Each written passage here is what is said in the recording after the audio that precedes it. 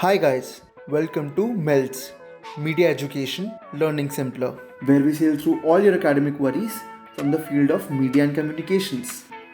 Let us proceed with today's discussion.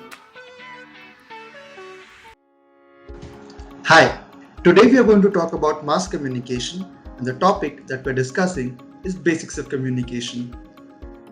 What is communication? When we say that we got to communicate with someone, we basically mean we got to reach out to them. So communication is basically coming together of people to share, to express, or to just be together. Communication is the sharing of ideas, thoughts, emotion, expressions, and so many other things. Communication is both a social and a cultural process, and it symbolizes togetherness, be it with your own self or with others. And there are a lot of human activities which are intrinsically associated with communication. They have this inbuilt idea of communicating to the other person, such as speaking, writing, and even drawing. Because when we speak something, when we write something, and we draw something, we are communicating an idea to the other person. Even our sign languages and the way we hold our body, the way we pose ourselves in front of others, communicate something to them. People often look at us and tell us, "You seem worried, you seem angry." That is because of our expressions, the way our face reacts to situations. Visuals such as photographs and graphics are an integral part of communication. And even human senses such as smell, taste, and touch are used for communication, because every smell and every taste and different kinds of touches also have a meaning that they wish to express. Sound is inseparable to communication. Sounds have so many different meanings. What else do you think is used to communicate amongst people? Do you think communication evolved over a period of time?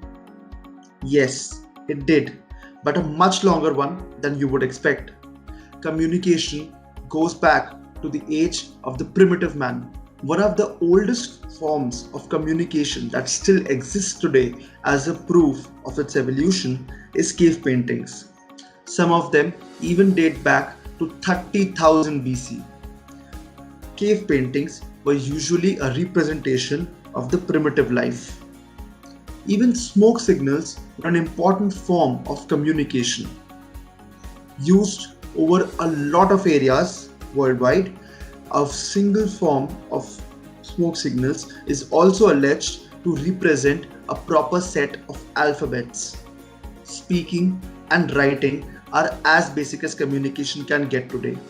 This is how we mostly communicate. But do speaking and writing exist in this very way from the very beginning? If you go and read about the evolution of languages, it is a completely different ballgame and may require you to enroll for a separate course altogether. Take writing for example. When there was no pen, people used quills and inkpots. As funny as you may think romanticizing pigeons in Bollywood films may be, carrier pigeons were actually a mode of communication.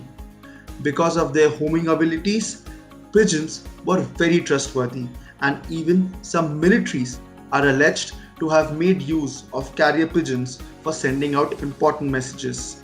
Then came up the postal system.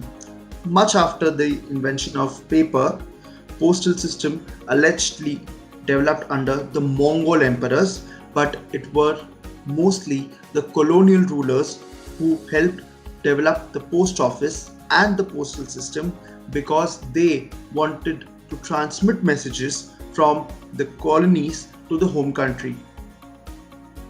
When we talk of the evolution of communication, it is indispensable that we talk of the invention of the printing press by Johannes Gutenberg, because of which print media exists as we know it today. Soon, mankind witnessed the evolution of wireless communication. first in the form of radio and later in the form of television. Today, due to the invention and proliferation of computer-mediated technologies, we not only have email but a plethora of platforms that we can use to communicate with people, which also comprises of social media, which is today our first mode to send out a message to any person.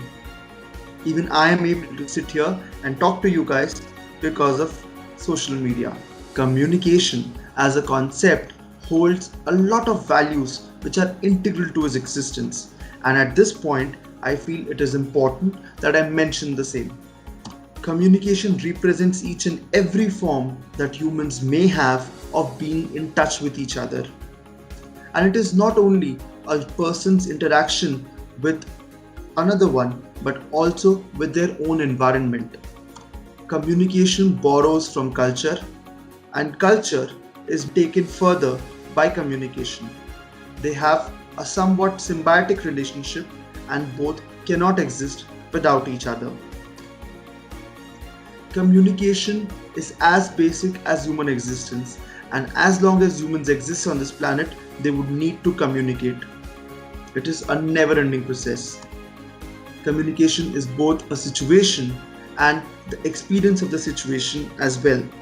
As individuals need to communicate within a society, even societies need their components to communicate amongst themselves, and different societies need to communicate amongst each other to carry forward the legacy of humankind. The lack of communication can be very hazardous to the mind and the heart. We often see people facing because of lack of open and honest communication with the people they are close to, and that is why communication is very, very important for one's well-being as well. Speaking from a social point of view, communication is also a fundamental right as declared by a UN Charter. This is where I stop today and leave you with the thought how communication is integral to your life. In the forthcoming videos, we'll discuss the different types of communication and what are the possible barriers to communication. Thank you. So that was all for today. I hope you liked this video. Do share it with friends who you think may benefit from this. If you have any doubts or suggestions, do reach out to me in the comment section or on the FB page. Hope to see you soon with the next discussion. Thank you.